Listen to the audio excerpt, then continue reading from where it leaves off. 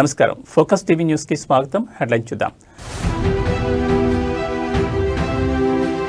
బీహార్ సీఎంగా నితీష్ కుమార్ ప్రమాణ స్వీకారం కార్యక్రమానికి హాజరైన ప్రధాని మోడీ ఎన్డీఏ సీఎంలు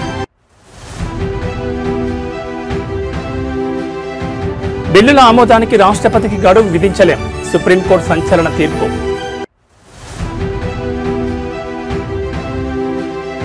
అనిల్ అంబానీకి మరో భారీ షాక్ నవీ ముంబై చెన్నై పుణె భువనేశ్వర్లోని ఆస్తుల అటాచ్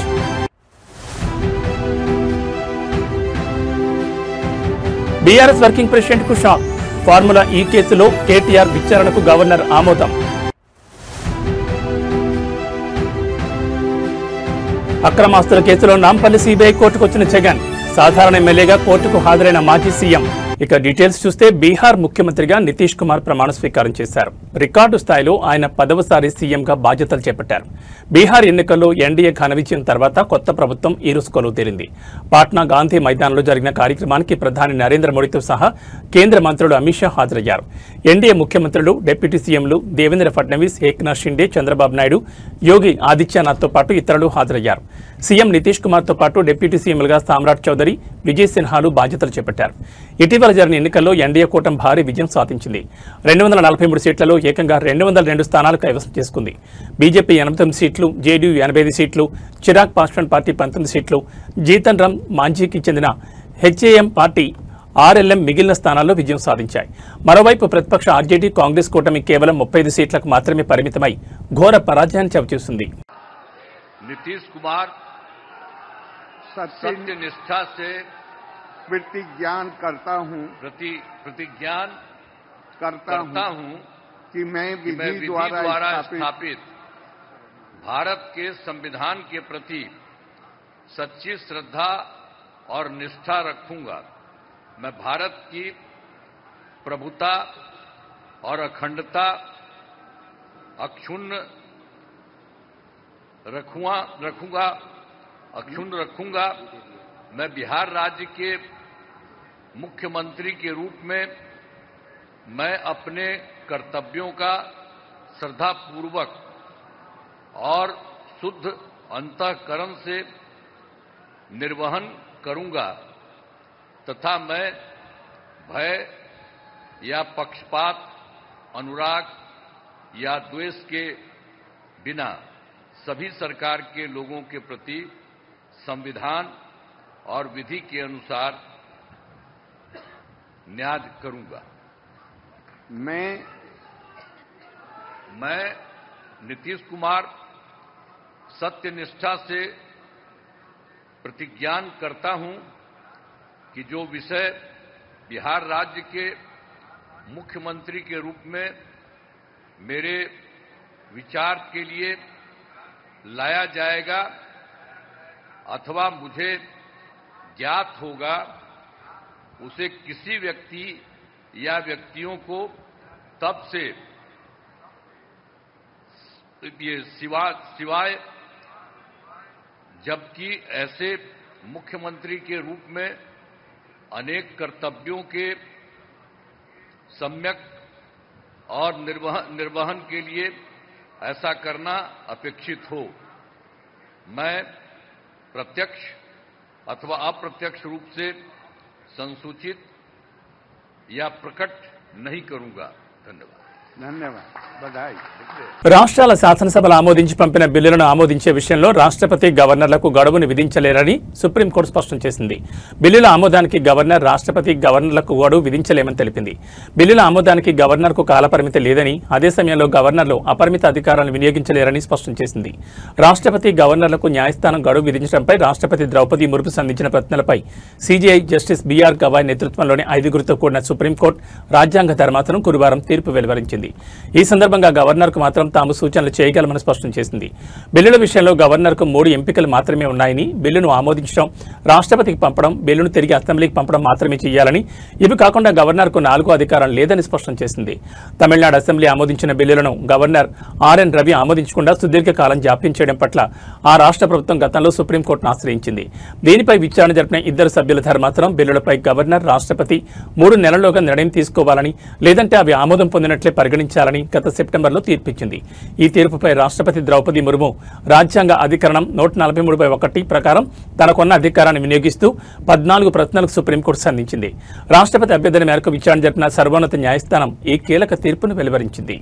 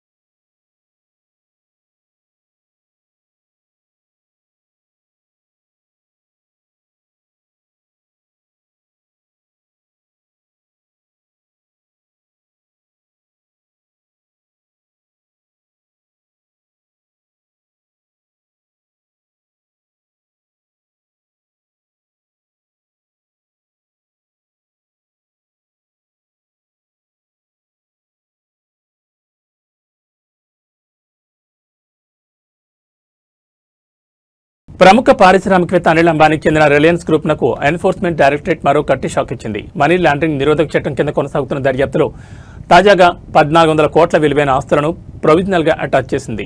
దీంతో ఈ కేసులో ఇప్పటి వరకు జప్తు చేసిన మొత్తం ఆస్తుల విలువ సుమారు 9,000 కోట్లకు చేరినట్లు అధికార వర్గాలు తెలిపాయి. ఈడీ తాజాగా జప్తు చేసిన ఆస్తులు నవీ ముంబై, చెన్నై, పూణె, భువనేశ్వర్లో ఉన్నట్లు సమాచారం.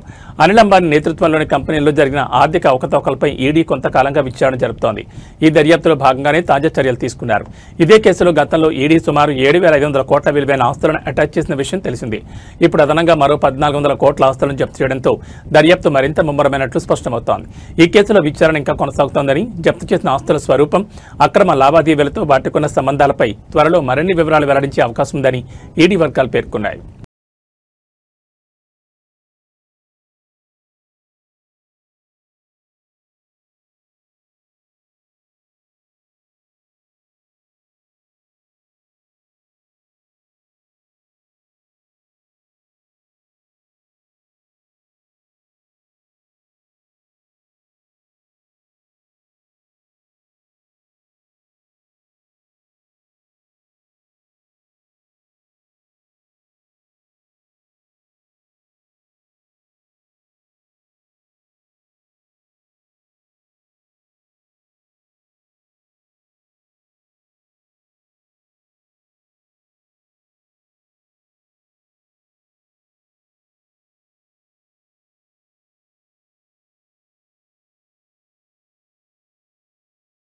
తెలంగాణ రాజకీయాల్లో సంచలనం సృష్టించిన ఫార్ములా ఈ కార్ రేస్ కేసులో కీలక పరిణామం చోటు చేసుకుంది.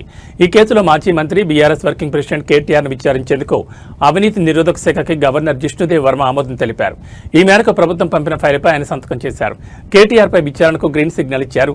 గవర్నర్ అనుమతి లభించడంతో కేటీఆర్పై అభియోగాలు నమోదు చేసేందుకు విచారణ చేపట్టేందుకు ఏసీబీ అధికారులు సిద్ధమవుతున్నారు. త్వరలోనే ఆయనకు నోటీసులు జారీ చేసి విచారణ ప్రక్రియను ప్రారంభించే అవకాశం ఉంది. విచారణ అనంతరం ఈ కేసులో ఛార్జ్షీట్ దాఖలు చేయాలని ఏసీబీ భావిస్తోంది. ఈ పరిణామంతో బీఆర్ఎస్ వర్గాల్లో తీవ్ర ఆందోళన మొదలైంది. మరోవైపు ఇదే కేసులో కీలక నిందితుడిగా ఉన్న సీనియర్ ఐఏఎస్ అధికారి అరవింద్ కుమార్ పై విచారణ కూడా ప్రభుత్వం చర్యలు వేగవంతం చేసింది. ఆయనపై అభియోగాలు నమోదు చేసేందుకు అనుమతి ఇవ్వాలని కోరుతూ రాష్ట్ర ప్రభుత్వం కేంద్ర సిబ్బంది శిక్షణ వ్యవహారాల శాఖకు లేఖ రాసింది. కేంద్రం నుంచి అనుమతి రాగానే అరవింద్ కుమార్ పైన ఏసీబీ అభియోగాలు నమోదు చేయనుంది.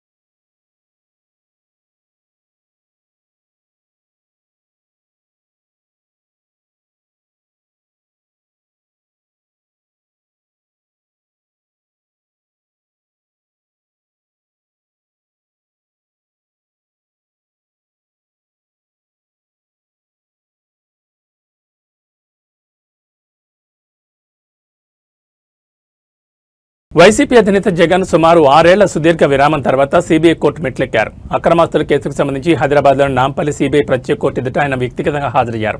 ముఖ్యమంత్రిగా ఉన్నప్పుడు వ్యక్తిగత హాజరు నుంచి మినహాయింపు పొందిన జగన్ ఎన్నికల అనంతరం కూడా అదే మినహాయింపును కొనసాగించాలని కోర్టును కోరారు. అయితే ఆయన అభ్యర్థనను కోర్టు తిరస్కరించి విచారణకు తప్పనిసరిగా వ్యక్తిగతంగా హాజరు కావాలని ఆదేశించింది. ఈ నేపథ్యంలోనే జగన్ ఈ రోజు న్యాయమూర్తి రఘురాం ముందు విచారణకు హాజరయ్యారు. జగన్ రాక సందర్భంగా ఎలాంటి అవాంఛనీయ ఘటనలు జరగకుండా కోర్టు ప్రాంగణంలో పోలీసులు భారీ భద్రతా ఏర్పాట్లు చేశారు. అక్రమాస్తుల కేసుకు సంబంధించి సీబీఐ మొత్తం 11 ఛార్జ్షీట్లు దాఖలు చేసింది. ఈ కేసుల్లో తమను తొలగించాలని కోరుతూ దాఖలైన సుమారు 130 డిశ్చార్జ్ పిటిషన్లు ఇంకా కోర్టులో పెండింగ్లో ఉన్నాయి.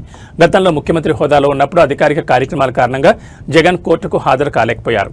అయితే ఇప్పుడు ఆయన సాధారణ పౌరుడిగా, సాధారణ ఎమ్మెల్యేగా విచారణ ఎదుర్కోవాల్సి వస్తోంది. కోర్టు ఆదేశాల మేరకు ఆయన క్రమం తప్పకుండా విచారణకు హాజరు కావాల్సి ఉంటుంది.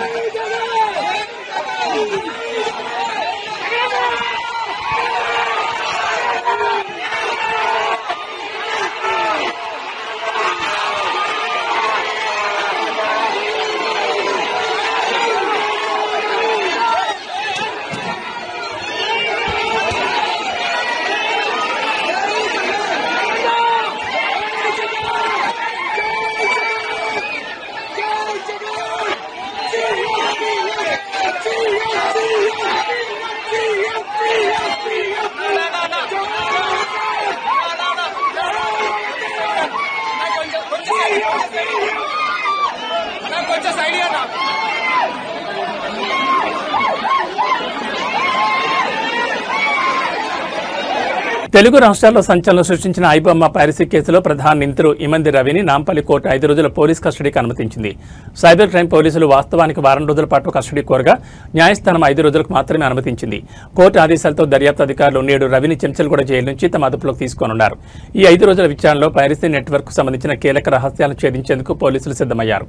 ప్రధానంగా ఐబొమ్మ, బప్పం వెబ్సైట్లలో సినిమాలను అప్లోడ్ చేసే విధానం, సైట్ల నిర్వహణతో పాటు కంటెంట్ను నిల్వ చేయడానికి వాడిన సర్వర్ల సాంకేతిక వివరాలను రవి నుంచి రాబట్టడమే లక్ష్యంగా విచారణ సాగనుంది. సినీ పరిశ్రమకు తీవ్ర నష్టం కలిగిస్తున్న ఈ కేసులో రవి కీలక సూత్రధారి కావడంతో ఈ కస్టడీ విచారణలో మరిన్ని సంచలనాత్మక విషయాలు వెలుగులోకి వచ్చే అవకాశం ఉంది.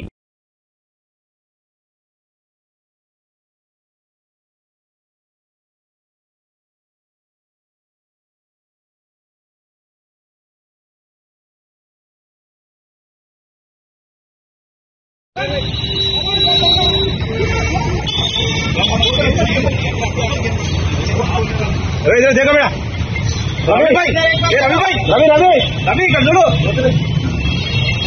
హైదరాబాద్ నగరంలోని పలు ప్రముఖ బిర్యానీ హోటళ్లపై ఆదాయ పన్ను శాఖ అధికారులు దాడులు నిర్వహించడంతో కలకలం రేగింది. పన్నుల ఎగవేతకు పాల్పడుతున్నారన్న సమాచారంతో పిస్తా హౌస్, మెహఫిల్, షాగౌజ్ హోటల్ యజమానుల ఇళ్లు, కార్యాలయాలపై ఏకకాలంలో సోదాలు చేపట్టారు. ఈ తనిఖీల్లో భాగంగా పిస్తా హౌస్ యజమాని నివాసంలో 5 కోట్ల నగదును అధికారులు గుర్తించి స్వాధీనం చేసుకున్నారు. నిన్న ఉదయం నుంచి దాదాపు 35 బృందాలు నగరంలోని 30కి పైగా ప్రాంతాల్లో ఈ సోదాలు నిర్వహించాయి. హోటళ్లలో జరిపిన తనిఖీల్లో వ్యాపార లావాదేవీలకు సంబంధించిన కీలక పత్రాలతో పాటు పెద్ద సంఖ్యలో హార్డ్ డిస్కులను అధికారులు సీజ్ చేశారు. ముఖ్యంగా ఆన్లైన్ ఫుడ్ డెలివరీ యాప్ల ద్వారా వచ్చే ఆర్డర్లకు సంస్థ చూపిస్తున్న లెక్కలకు మధ్య భారీ తేడాలున్నట్లు ప్రాథమికంగా గుర్తించారు. ఈ 3 హోటళ్లలోనూ ఆన్లైన్ ఆర్డర్లకు సంబంధించిన సరైన వివరాలు లేకపోవడాన్ని అధికారులు తీవ్రంగా పరిగణిస్తున్నారు. స్వాధీనం చేసుకున్న హార్డ్ డిస్కుల్లోని సమాచారం ఈ కేసు దర్యాప్తులో కీలకం కానుందని, పూర్తి విశ్లేషణ తర్వాత పన్ను ఎగవేత ఏ స్థాయిలో జరిగిందనే దానిపై స్పష్టత వస్తుందని ఐటీ వర్గాలు భావిస్తున్నాయి.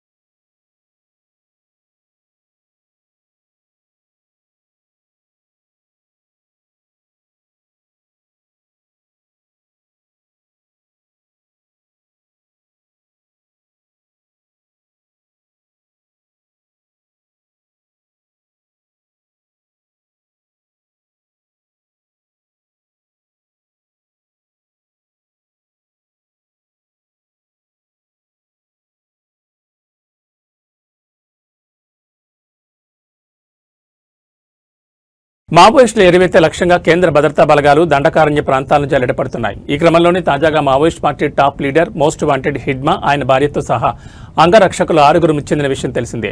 అయితే ఈ నెల 28 నుంచి 30 వరకు దేశంలో మావోయిస్టుల ఎరివేత ఆపరేషన్ కగార్ టెర్రరిస్ట్ దాడుల ఎజెండాతో ఆల్ ఇండియా డీజీపీల సమావేశం జరగబోతోంది.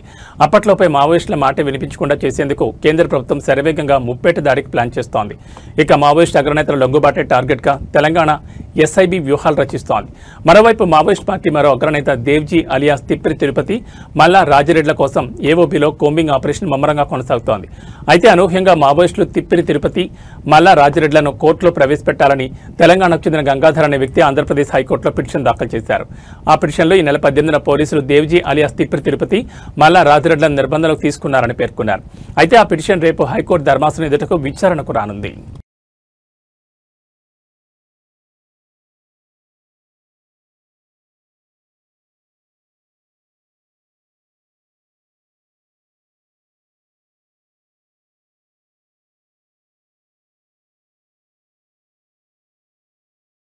మహబూబ్నగర్ జిల్లా జాతీయ రహదారి 44పై ప్రమాదం జరిగింది. ఈ ప్రమాదం చెట్ల వద్ద సంభవించింది. ఈ ఘటనలో ప్రైవేట్ ట్రావెల్స్ బస్సు లారీని ఢీకొట్టింది.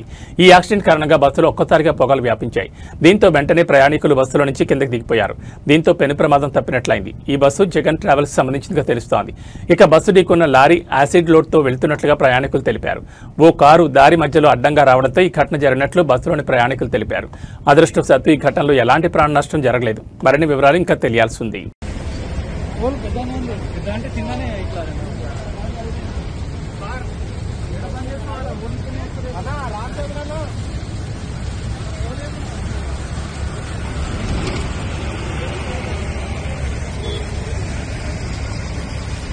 తెలుగు సినీ ప్రియులకు సుపరిచితమైన పైరసీ వెబ్సైట్ ఐబొమ్మను పోలీసులు మూసివేయించిన కొన్ని రోజులకే మరో కొత్త వెబ్సైట్ కలకలం రేపుతోంది. ఐబొమ్మ 1 పేరుతో దాదాపు అవే ఫీచర్లతో కొత్త సైట్ ప్రత్యక్షమవడం ఇప్పుడు హాట్ టాపిక్ గా మారింది. ఐబొమ్మ నిర్వాహకుడు రవి అరెస్ట్ తర్వాత ఈ వ్యవహారం ముగిసిపోయింది అనుకుంటున్న తరుణంలో ఈ పరిణామం చోటు చేసుకోవడం గమనార్హం. కొత్తగా ప్రారంభమైన ఐబొమ్మ 1 వెబ్సైట్ చూడడానికి అచ్చం పాత ఐబొమ్మ లాగే ఉంది. అయితే పాత సైట్లో కేవలం తెలుగు సినిమాలు మాత్రమే ఉండగా కొత్త సైట్లో ఇతర భాషా చిత్రాలు కూడా అందుబాటులో ఉంచారు. దీని వెనుక రవి అనుచరులున్నారా లేక మరెవరైనా ఉండారా అనే దానిపై స్పష్టత రావాల్సి ఉంది. ఈ కొత్త వెబ్సైట్లో ఏదైనా సినిమాపై క్లిక్ చేస్తే అది నేరుగా మూవీ రూల్స్ అనే మరో వైరసీ సైట్కు రీడైరెక్ట్ అవుతున్నట్లు గుర్తించారు. ఐబొమ్మ ఎకోసిస్టంలో సుమారు 65 మిర్రర్ వెబ్సైట్లు ఉన్నాయని వాటి ద్వారానే ఐబొమ్మ 1ను ప్రచారంలోకి తెచ్చి ఉంటారని పోలీసులు అనుమానిస్తున్నారు. ఈ నేపథ్యంలో మూవీ రూల్స్, తమిళ్ ఎంవి వంటి సైట్లపైన చర్యలు తీసుకోవాలనే డిమాండ్లు వినిపిస్తున్నాయి. కాగా ఐబొమ్మ నిర్వాహకుడు ఇమంది రవి కేసు దర్యాప్తులో ఆసక్తికర విషయాలు వెలుగులోకి వస్తున్నాయి. అతను తరచూ విదేశాలకు వెళ్లేవాడని, ఎవరినీ నమ్మకపోవడంతో ఇంట్లో పనివాళ్లను కూడా పెట్టుకోలేదని పోలీసులు గుర్తించారు.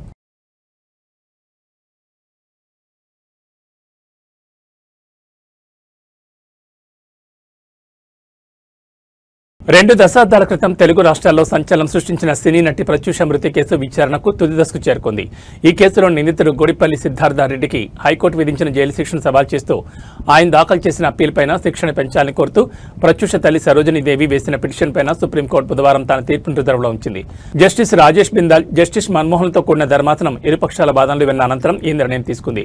హైదరాబాద్లో ఇంటర్ చదివే రోజుల్లో ప్రత్యూష సిద్ధార్థరెడ్డిని ప్రేమించుకున్నారు. 2002 ఫిబ్రవరి 23న వీళ్ళిద్దరూ పురుగుల మందు తాగిన స్థితిలో ఆసుపత్రిలో చేరగా చికిత్స పొందుతూ మరుసటి రోజు ప్రత్యూష్ మరణించింది. సిద్ధార్థరెడ్డి కోలుకున్నాడు. ఈ ఘటనపై దర్యాప్తు చేపట్టిన సిబిఐ ఆత్మహత్యకు ప్రేరేపించారన్న ఆరోపణలతో సిద్ధార్థరెడ్డిపై ఛార్జ్షీట్ దాఖలు చేసింది. కేసును విచారించిన హైదరాబాద్ మెట్రోపాలిటన్ సెషన్స్ కోర్టు 2004లో సిద్ధార్థరెడ్డికి 5 ఏళ్ల కఠిన కారాగార శిక్ష విధించింది.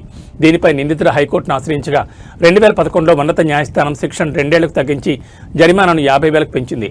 హైకోర్టు తీర్పును సవాల్ చేస్తూ సిద్ధార్థరెడ్డి శిక్షను పెంచాలని కోరుతూ ప్రత్యూష తల్లి సరోజినీదేవి 2012లో సుప్రీంకోర్టులో అప్పీల్ దాఖలు చేశారు. సుప్రీంకోర్టులో సిబిఐ తరపు న్యాయవాది వాదనలు వినిపిస్తూ ప్రత్యూషను ఆత్మహత్యకు పురిగొల్పినందుకు నిందితుడికి గరిష్ట శిక్ష విధించాలని కోరారు. అయితే నిందితుడి తరపు న్యాయవాదులు వాదిస్తూ ఇద్దరూ కలిసే విషయం తాగారని, కాబట్టి ఇది ఆత్మహత్యకు ప్రేరేపించడం కిందకు రాదని తెలిపారు. ఇరుపక్షాలు వాదనలు విన్న ధర్మాసనం తీర్పును రిజర్వ్లో పెట్టింది.